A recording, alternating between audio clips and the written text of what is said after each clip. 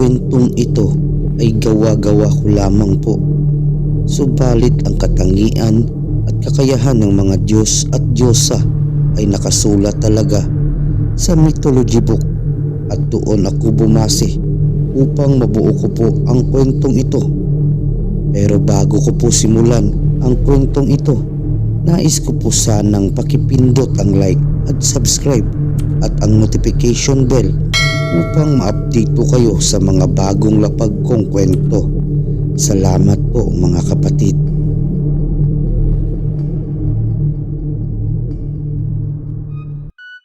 Donald Duck, let's go! Otap, otap, otap, otap, otap. Ang magaling at mahiwagang tagasulat. Ang mga tulog na mata na papamulat. Oh my goodness, sa ating nagkugulat. Ipagmamalaki ko, tropa ko na pato. Kagrupo namin to, kaya kami panalo. Sulit ang kwento at pak na pak. Tara palakpakan natin si Donald Duck. Written by Donald Duck. Ang Diyos na sigalang kaluluwa sa katauhan ni lamang na isinulat ni Donald Duck.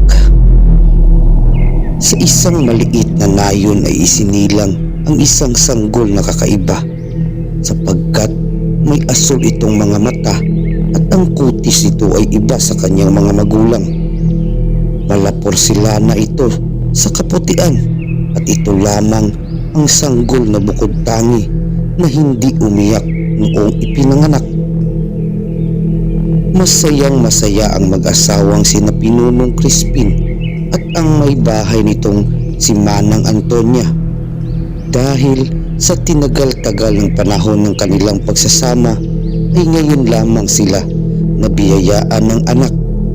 Kaya ganoon na lamang ang saya ng buong taga-baryo nila. Si Pinunong Crispin kasi ang pinuno ng kanilang nayon at mahal na mahal ito ng mga taong nasasakupan niya dahil sa kabutihan nitong taglay at tapang upang ipagtanggol sila sa mga mananakop na taga-ibang baryo, lalo na sa mga halimaw na gumagala tuwing gabi sa kanilang maliit na nayon. Habang nagsasaya ang buong baryo ay biglang nagulat ang sanggol dahil sa mga ingay na naririnig nito. Nakita niya ang isang babae na nakatabi sa kanya at masarap itong natutulog kaya napapaisip ito kung saan siya naroroon. Nasaan ako? Bakit ako nandito? Dapat pumanaw na ako dahil sa malaba kong karamdaman. Bakit naging maliit ang mga binti at kamay ko? Sampit ng sanggol sa kanyang sarili dahil nagtataka talaga ito kung bakit siya ay muling nabuhay. Kaya pinikit niya ang kanyang mata at inalala nito kung ano ang nangyari sa panahon na siya ay isa pang Diyos ng kalangitan kasama sina Ulilang Kaluluwa at si Bathala. Doon siya nag-umpisa maglakbay diwa sa isang digmaan laban sa dalawang Diyos ng sanlibutan. Bakit gusto mo akong palitan sa trono ko, Ulilang Kaluluwa? Sambit ni Bathala sa Diyos ng mga ulila at Diyos ng mga ahas. Ayaw ko na sumunod sa mga utos mo, Bathala. Ang lagi mo na lang pinapakinggan ay ang mga ginawa mong mga tao na wala nang ginawa kung hindi ang patayin ang kagubatan at wala nang awang pinapatay ang mga hayop na walang kalaban-laban. Kaya maraming mga hayop ang naulila dahil sa kasamaan ng mga taong ginawa mo. Sambit naman ng Diyos ng mga ahas at ng mga ulila. Kalahating tao at kalahating ahas ang Diyos ng mga ulila at ng mga ahas. Si Bathala naman ay ang Diyos ng lahat dahil siya ang lumikha sa mga ito. Binigyan lang niya ng trono bilang Diyos si Ulila upang magsilbi ito sa kanyang mga nilikha sa mundo. Kasama niyang nilikha si Galang Kaluluwa na ginawa niya ring Diyos upang maghatid ito ng mga kaluluwa ng mga namayapang mga tao na nagpagalagala sa buong mundo. Kung saan ito papunta, sa kaharian ba niya o sa ilalim ng lupa. Nag-umpisa na ang laban sa pagitan ng dalawang Diyos. Subalit natalo ang Diyos ng mga ulila at ng mga ahas dahil hindi nito kinaya ang lakas ng kapangyarihan ni Bathala. Sinunog ni Bathala ang bangkay ni Ulila at inilibing sa isang lugar kung saan hindi ito makikita ng mga tao dahil kayang bumalik ni Ula sa dati nitong anyo kung makakatikim ang abo nito ng sariwang dugo ng taong masasama. Doon nakita ni Galang Kaluluwa ang lakas ng kapangyarihan ni Bathala, kaya nakipagkasundo ito na hindi siya makikialam sa mundo ng buhay at huwag din siyang pakialamanan sa mundo ng mga kaluluwa kung sino ang ihahatid nito, kung mapupunta ba ito sa trono ng kalangitan o sa ilalim ng lupa kasama ang kapatid ni Bathala na si Satan. Dahil doon ay nagkasundo ang dalawang Diyos, kaya naging matalik silang magkaibigan. Lumipas ang maraming taon ay dumami ang Diyos na ginawa ni Bathala dahil nagkaroon siya ng mga anak sa iba't ibang babaeng mortal at ang mga anak nito ay naging Diyos din tulad niya. Subalit ang mga ito ay hindi tulad niya na isang immortal. Ang mga ginawa niyang mga Diyos ay namamatay at nagkakasakit tulad ng pangkaraniwang mga tao.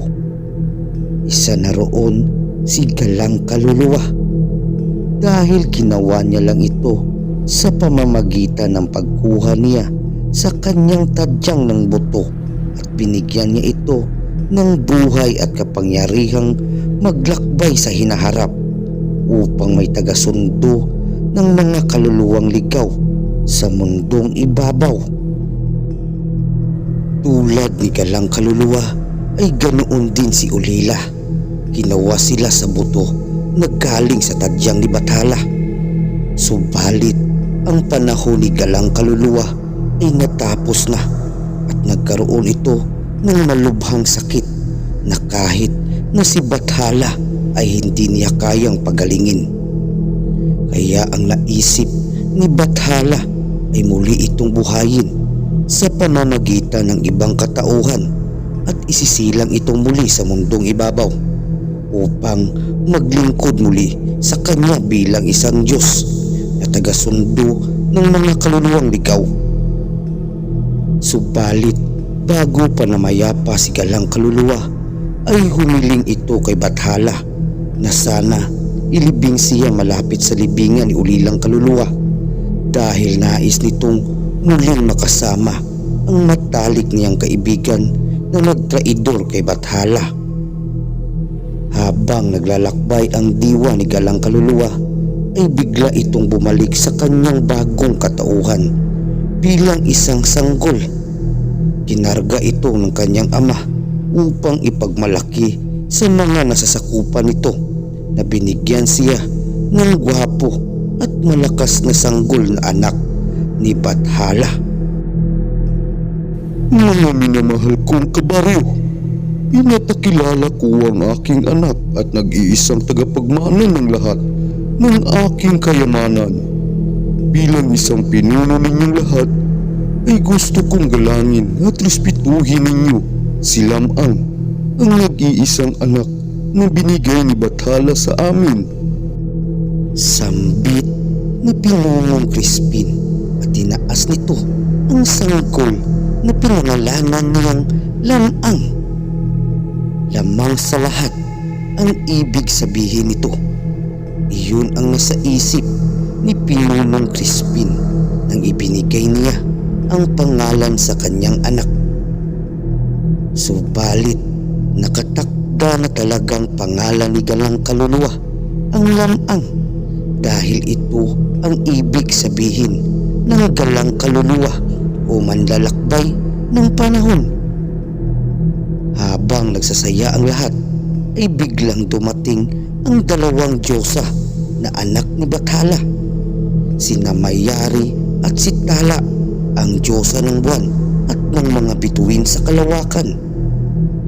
Lumuhod ang lahat nang makita nilang bumaba ang mga ito galing sa kalangitan, at hindi nila inaasahan na bababa ang mga ito upang dumalo sa kanilang kasiyahan.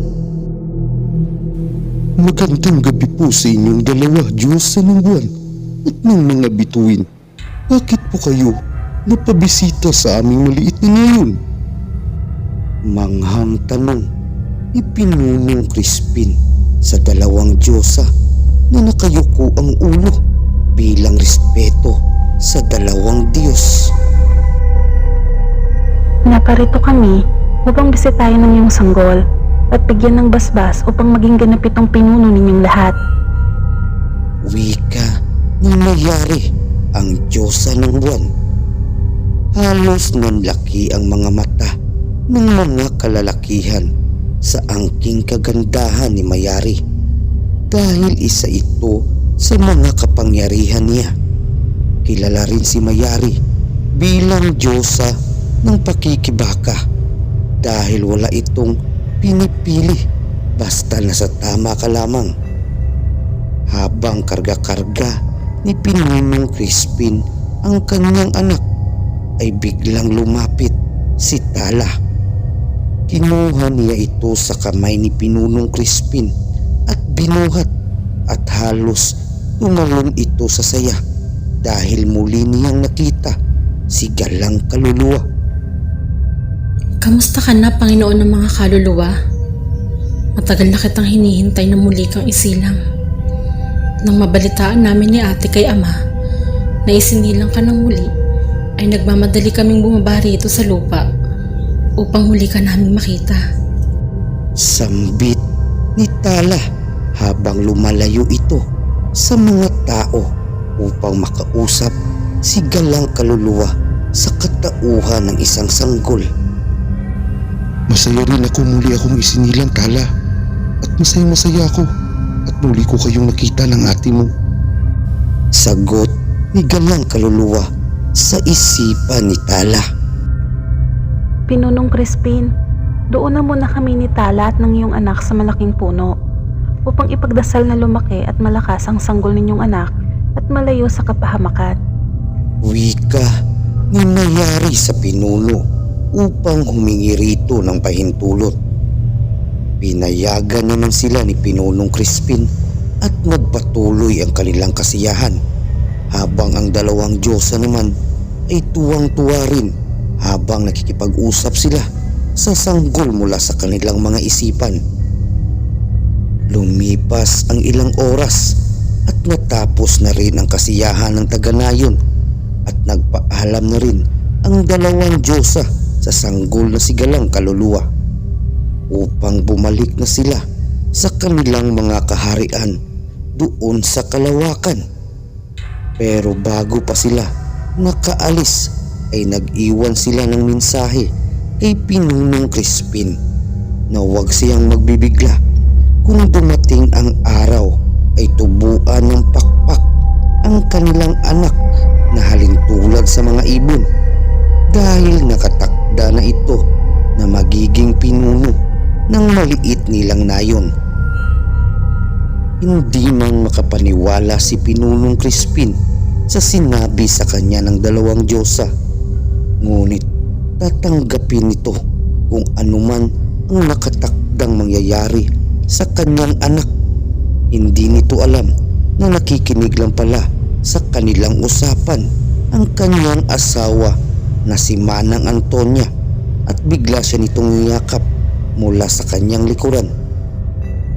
Tatanggapin natin kung ano man ang nagiging kapalaran ni Lamang.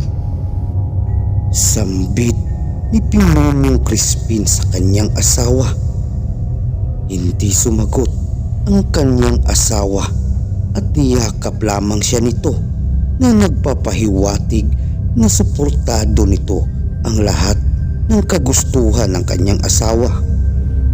Lumipas ang ilang taon ay ganap ng binata si Lamang o sa totoong pagkatao ay si Galang Kaluluwa.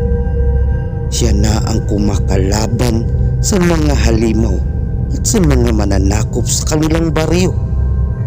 Gamit nito ang kanyang mga pakpak na akala ng taga-baryo niya ay isa itong sumpa. Subalit hindi nila alam na ito pala ay isang biyaya na ginagamit ni Galang Kaluluwa upang pampaslang sa mga halimaw na masasama. Kaya naging isang bayani ito at pinagawan siya ng rebulto sa kanilang baryo kasama ni Bathala upang sambahin nila ito. Isang araw ay may isang Diyosa na muling pumunta sa kanilang nayon at kilala nila ito. Kapatid ito ni Mayari at ni Apo Laki. Ito ay si Tala. Habang lumulutang ito sa hangin ay bigla itong bumagsak at nanghihina at ang katawan nito ay maraming sugat. Kaya nagmamadaling tinungo ito ni Lamang upang ito ay kausapin at tulungan. Diyos ang Tala, ano pong nangyari sa iyo? Wika ni Lamang sa Diyosa habang hawak-hawak nito ang kanyang ulo. Si Bakunawa, sinalakay ang kaharian ni Ate Mayari. Ang gusto nitong kainin si ate ng buo. Nanghihinang boses na sagot ni Tala kay Galang Kaluluwa. Saan ko po sila matatagpuan? Tanong muli ni Galang Kaluluwa. Nandoon sila sa kalawakan ngayon at hindi makalaban si Kuya Apolaki dahil hindi niya magamit ang kapangyarihan ng araw. Si Ate Mayari naman ay nanghihina na dahil sa lakas ng kapangyarihan ni Bakunawa. Parang awa mo na, tulungan mo sila. Nang marinig ni Galang Kaluluwa ang sinabi ni Tala ay kinausap niya ang taga-baryo niya na kunin lahat ang magagamit upang gumawa ng ingay. Dahil minsan nasabi sa kanya ni Bathala na ang kahinaan daw ni Bakunawa ay ang mga maiingay na bagay. Dahil nabibingi ito sa mga maiingay, kaya nanatili ito sa pinakailalim ng karagatan upang hindi nito marinig ang maiingay na bagay. Ganoon nga ang ginawa ng mga taga-baryo niya. Lahat ng magagamit na lilikha ng ingay ipinaingay nila. Kumalat ang ingay sa buong mundo, kaya si Bakunawa ay biglang nanghina at bumaba ito sa lupa upang tingnan kung sino ang lumilikha ng mga ingay na nakakabingi sa kanyang pandinig. Nakita nito ang baryo ni Galang Kaluluwa at agad niya itong tinungo. Subalit hindi pa siya nakakalapit ay nasa harapan na niya si Galang Kaluluwa sa katauhan ni Lamang. Huwag mo nang subukan lumapit sa maliit na nayon namin, Bakunawa. Sigaw ni Galang Kaluluwa sa malaking hugis dragon na halimaw ng karagatan. Galang Kaluluwa, ang kaibigan ni Bathala. Muli ka na palang isinilang. Nakakapangilabot na boses ni Bakunawa sa anyong malaking dragon. Halos lahat naman ng tao ay nangilabot dahil sa sobrang laki ng halimaw na nakikita nila na lumulutang sa himpapawid. Subalit si Galang Kaluluwa ay hindi man lang natakot at umiti lamang dahil minsan ay nakalaban na niya si Satan ang kapatid ni Bathala na Diyos sa ilalim ng lupa. Mas malaki pa ito ang naging anyo nito bilang isang dragon na may 2 sungay kaysa kay Bakunawa ngayon nakaharap nila. Biglang nagbago ang anyo ng pakpak ni Galang Kaluluwa at naging isa itong matatalim na sandata tulad ng kutsilyo at espada. Kumuha siya ng 2 balahibo at naging 2 espada na rin ito na kahit anong uri ng matitigas na bagay ay kaya nitong hiwain. Sisimulan na sana ni Galang Kaluluwa na umatake, ngunit biglang lumitaw sa kanyang harapan si Dumakulim, ang Diyos ng kagubatan at ng kabundukan, at tutulong ito na patayin si Bakunawa. Dumakulim, salamat naman at lumabas ka na rin sa iyong kaharian. Wika ni Galang Kaluluwa sa Diyos ng kabundukan. Hindi ako makatulog sa ingay ng halimaw na yan at ang mga hayop ay nagkakagulo sa lupa dahil sa takot sa halimaw na bigla na lang lumitaw galing sa kalawakan. Sagot ni Dumakulim habang hawak-hawak nito ang kanyang mahiwagang sandata na palakol.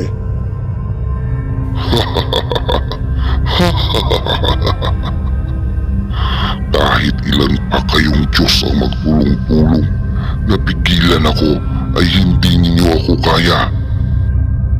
Biglang sigaw ni Bakunawa at bumuga ito ng malakas na apoy. Buti na lang at nakaiwas si Dumakulim at si Galang Kaluluwa.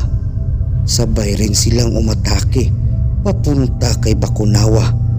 Halos parang mga kidlat ang mga kilos nila sa sobrang bilis, kaya hindi sila mahabol ng tingin ni Bakunawa. Subalit hindi pa rin sumuko si Bakunawa at patuloy pa rin ito sa pagbuga ng apoy mula sa kanyang bunganga. Inabot ang kanilang labanan ng umaga. Nanghihina na rin si Dumakulim at si Galang Kaluluwa dahil hindi nila masugatan si Bakunawa ng malalim dahil sa sobrang tigas ng balat nito na animoy isang bato. Samantala, ang mga tao naman na nasanayon ni Galang Kaluluwa ay wala pa ring tigil ang pag-iingay, kaya halos pumutok na ang tainga ni Bakunawa. Ilang sandali lang ay nahulog ito sa lupa dahil hindi na niya nakayanan ang ingay at ang mga natamong sugat dahil sa walang tigil na pag-atake ni Dumakulim at ni Galang Kaluluwa sa kanya. Habang nanghihina si Bakunawa ay biglang may nahulog sa kanyang katawan na napakalaking pulang apoy na nagmula sa kalangitan. Kaya tinupok siya nito ng dahan-dahan habang siya ay nangingisay sa lupa. Hinanap niya kung sino ang bumato sa kanya ng napakalaking bulang apoy at nanlaki ang kanyang mga mata nang makita nito si Apo Laki, ang Diyos ng araw na bumababa sa lupa bang akay-akay nito ang kanyang kapatid na si Mayari na nakakainin sana niya upang maging maliwanag din ang katawan niya tulad ng liwanag na bumabalot sa katawan nito. Umakyat pala si Bakunawa sa kalangitan upang kunin lang ang kapangyarihan ni Mayari na bumabalot sa katawan nito bilang isang liwanag. Dahil nagsasawa na siya sa ilalim ng karagatan na wala nang nakikitang liwanag dahil ang lagi na lang niyang nakikita ay ang walang hanggang kadiliman na bumabalot sa pinakailalim ng karagatan. Subalit ngayon ay hindi lang ang liwanag na kanya sanang nanakawin kay mayari ang kanyang natamo. Kung hindi, pati siya ay lumiliwanag na rin dahil sa mga apoy na bumabalot sa kanyang buong katawan na nagmula sa kapangyarihan ni Apo Laki, ang Diyos ng araw.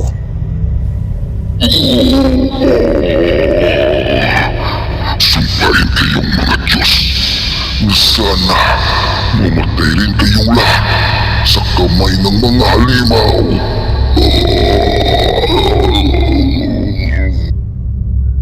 Huling sigaw ni Bakunawa bago ito nalagutan ng hininga at tuluyan na siyang naging abo sa lupa.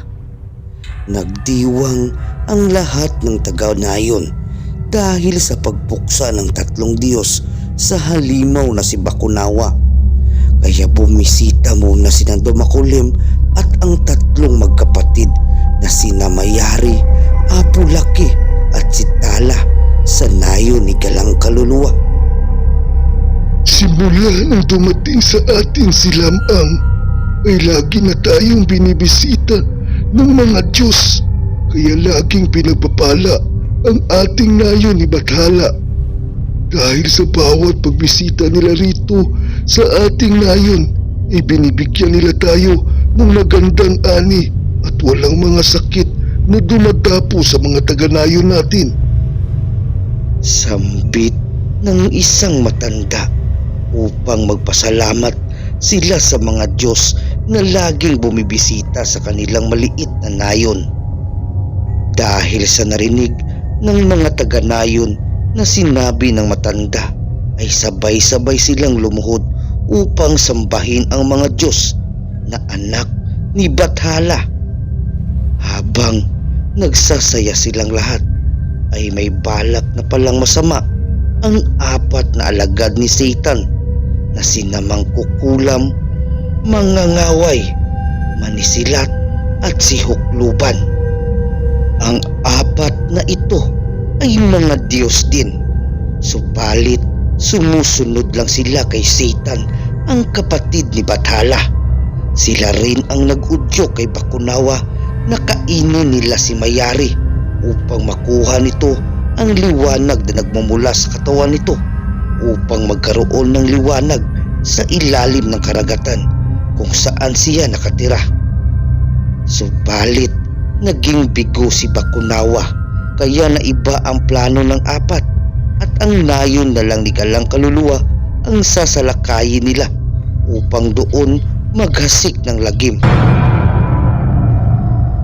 Natapos na ang kasiyahan ng taga-nayon na kasama ang mga Diyos at nagpaalam na ang mga ito na babalik na sa kanilang mga kaharian.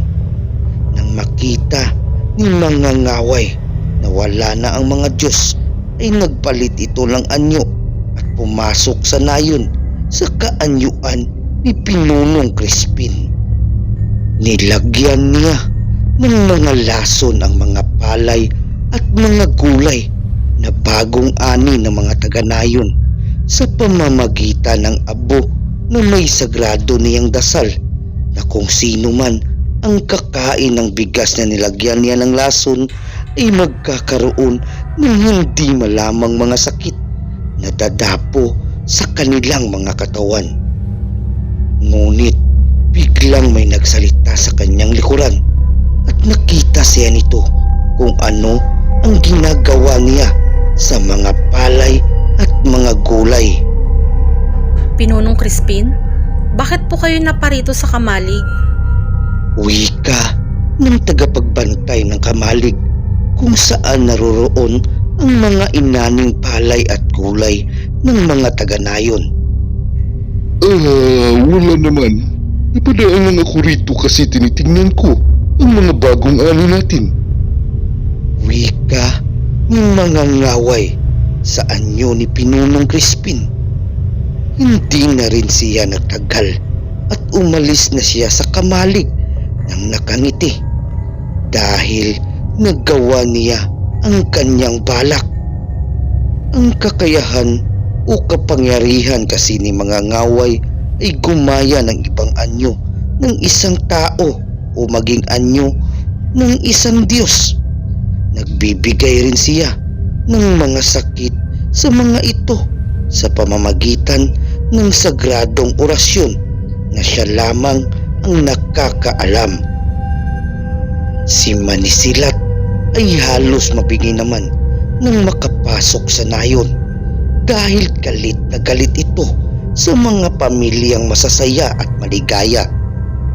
Kaya nag-usal ito ng dasal upang bigyan ng dahilan ang bawat pamilya ng malaking problema upang mag-away-away ang mga ito. Ilang sandali lang ang lumipas. Pagkatapos niyang magdasal ay lumilipad na ang mga bangko, plato, patalim at kahit anong bagay na nasa loob ng bahay ay binabato ng mga nakatira rito. Pagkatapos ay may nagsuntukan na sa labas na hindi nila alam kung ano ang pinag-aawayan nila. Sobrang saya ni Manisilat dahil sa walang humpay na gulo sa loob ng nayon ni Galang Kaluluwa, at tumungo na siya sa kanyang kasamahan na si Mang Kukulam na pinagsusunog ang mga pananim ng mga taga-nayon gamit ang kanyang kapangyarihang apoy, at nag-usal din siya ng orasyon upang lumakas ng husto ang hangin upang madaling kumalat ang apoy sa buong kabahayan ng taga-nayon. Sa kabilang banda naman ay pinuntahan naman ni Hukluban ang tirahan ni Galang Kaluluwa sa anyong itim na uwak. Nakita nitong masarap na natutulog si Galang Kaluluwa dahil napagod ito sa pagsagupa kay Bakunawa, kaya wala siyang kamalay-malay na kukunin na ang kanyang buhay ni Hukluban. Hinawakan ni Hukluban ang mukha ni Galang Kaluluwa habang tumatawa ito ng malakas, at walang nakakarinig sa boses nito dahil kaya niya rin gayahin ang mga boses ng mga hayop. Si Hukluban kasi ang pinakamalakas sa kanilang apat na kampunisitan dahil kaya nitong pumatay ng tao o maging isang Diyos sa pamamagitan ng isang malakas na orasyon na nilalagay niya sa kanyang kamay. Kaya kahit sino ang kanyang mahawakan ay hindi natatagal ang buhay, kaya kinatatakutan ng lahat ng Diyos o maging sina Mang Kukulam, mga ngaway at Manisilat na mahawakan ni Hukluban. Kinabukasan ay nagimbal sina Pinunong Crispin at ang mga taga-nayon dahil maraming namatay at humihingi ng tulong habang sila ay sumisigaw dahil sa mga sakit na dumapo sa kanila, at ang iba naman ay walang tigil sa bangayan at suntukan.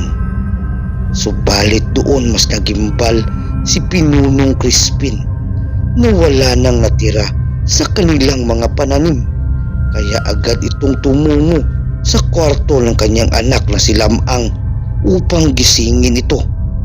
Subalit hindi na ito humihinga at ang kanyang mga pakpak ay natuyo na parang mga dahon na nahuhulog sa lupa. Kaya napasigaw ng malakas si Pinunong Crispin at ang kanyang asawa na si Manang Antonia habang sabay silang umiiyak. Anak, umising ka na ko. Anak, bumangon ka na riyan dahil nagkakagulo na sa nayo natin. Kailangan namin ng tulong mo, anak ko. Sambit ng paiyak ni Pinunong Crispin habang yakap-yakap nito ang kanyang nag-iisang anak.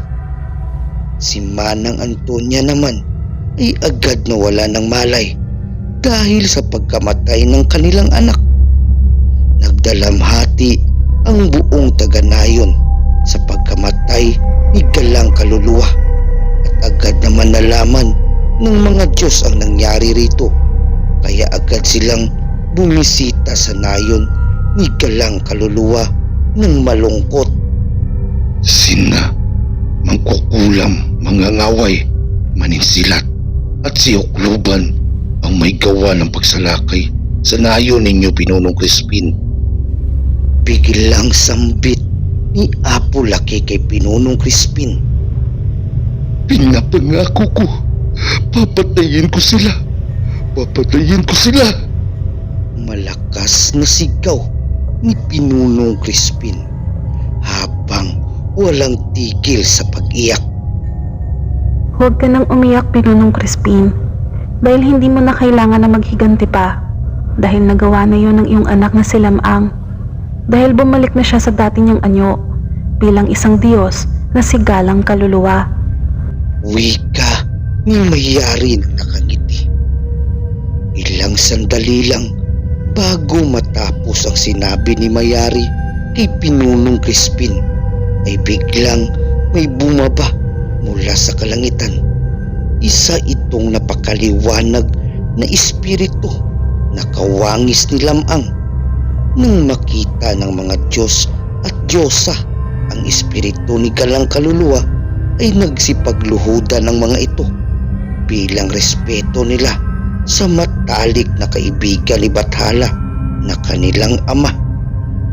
Isa pa, ang kapangyarihan ni Galang Kaluluwa ay hindi nalalayo kay Bathala. Sobrang saya naman ni Pinunong Crispin at ni Manang Antonia nang makita nilang muling nabuhay ang kanilang nag-iisang anak na si Lamang. Niyakap nila ito ng sobrang higpit habang nakayakap ang mag-asawa kay Galang Kaluluwa ay biglang may bumagsak mula sa kalangitan.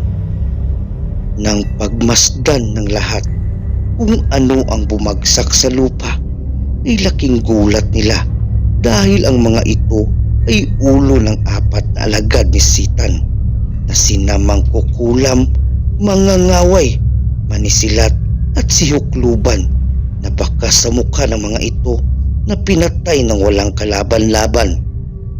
Dahil ang gabing namatay ang katawan ni Galang Kaluluwa bilang si Lamang ay bumangon at muli ring nabuhay ang totoong pagkatao ni Galang Kaluluwa. Habang tumatawa si Hukluban ng oras na iyon sa kamatayan ni Galang Kaluluwa ay bigla na lang nahulog ang kanyang ulo sa lupa dahil tinaga ito ni Galang Kaluluwa gamit ang kanyang matutulis na pakpak. Si Mangkukulam naman ay sinunog ni Galang Kaluluwa ng sarili nitong kapangyarihan dahil binalik nito kay Mangkukulam ang binato nitong bulang apoy sa kanya at agad naman tinaga ni Galang Kaluluwa ang lieg nito upang hindi na ito muling mabuhay pa. Si Mangangaway at si Manisilat ay tumakbo nang makita nilang pinatay ni Galang Kaluluwa ang kanilang dalawang kasamahan. Subalit hindi sapat ang kanilang bilis sa bilis ng Diyos ng mga Diyos na si Galang Kaluluwa. Kaya napugutan din sila ng ulo bago pa sila makalabas sa nayon ni Galang Kaluluwa. Pagkatapos ng pangyayaring iyon ay muling bumalik ang pagmamahalan at kagandahan sa nayon ni Pinunong Crispin. Bumalik naman si Galang Kaluluwa sa kanyang dating misyon, ang tagasundo ng ligaw ng kaluluwa upang dalhin kung saan sila nararapat mapunta. Subalit bumibisita pa rin siya sa kinagisnan niyang nayon dahil nandoon ang kanyang tinuturing na pamilya na sina Pinunong Crispin at Manang Antonia at tinuring niyang mga magulang at ang mga pinamumunuan niyang mga taga-nayon na tinuturing din siyang isang makapangyarihang Diyos.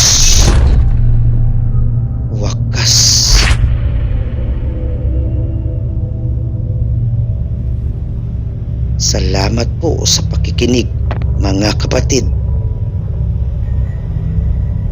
Dako naman po tayo sa shoutout.